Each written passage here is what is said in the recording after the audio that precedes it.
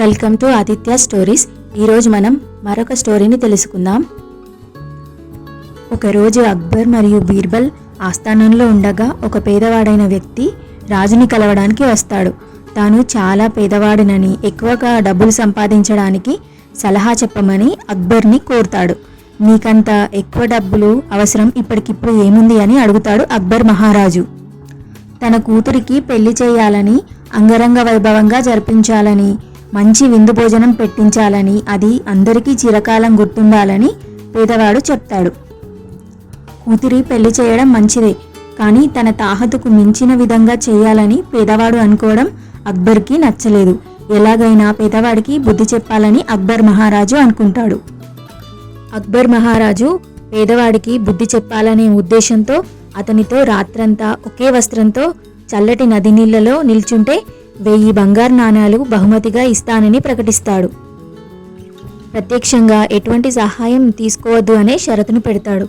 పేదవాడు దానికి అంగీకరించి ఒకే వస్త్రంతో భటుల పర్యవేక్షణలో రాత్రంతా చల్లటి నది నీటిలో నిల్చుంటాడు. తర్వాత రోజు అక్బర్ ఉదయం అతని స్థితిని కనుక్కునేందుకు అక్కడికి వస్తాడు. ఇంకా నదిలోనే పేదవాడు నిల్చొని కనిపిస్తాడు. ఆశ్చర్యపోయిన అక్బర్ మహారాజు, ఇదంతా నువ్వు ఎలా చేయగలిగావు అని అతన్ని ప్రశ్నిస్తాడు.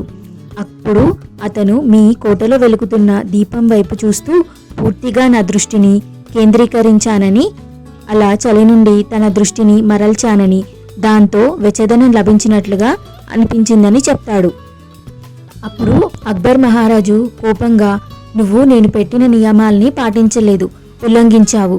కోటలోని దీపం ద్వారా వెచ్చదనాన్ని తీసుకున్నావు, కాబట్టి నేను నీకు రావాల్సిన 1000 నాణాలను ఇవ్వలేను అని చెప్పి అక్కడి నుండి వెళ్ళిపోయాడు.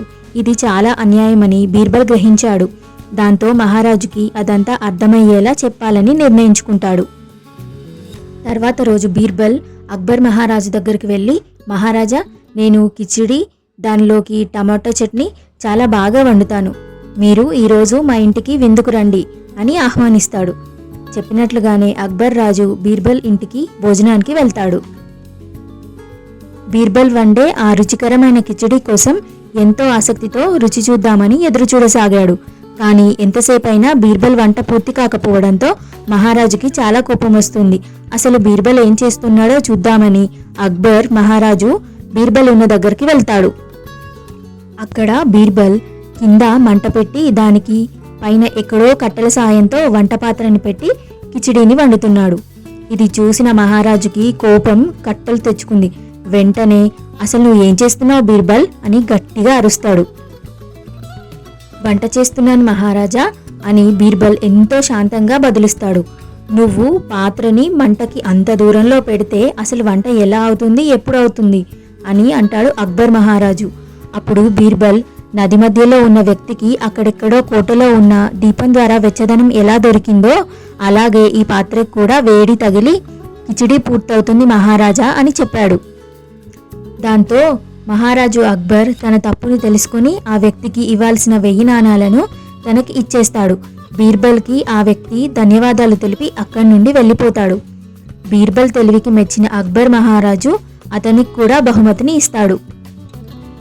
ఈ వీడియో మీకు నచ్చినట్లయితే లైక్ చేయండి, షేర్ చేయండి. మరిన్ని మంచి మంచి కథల కోసం మన ఛానల్ ఆదిత్య స్టోరీస్ని సబ్స్క్రైబ్ చేసుకోండి. Thanks for watching.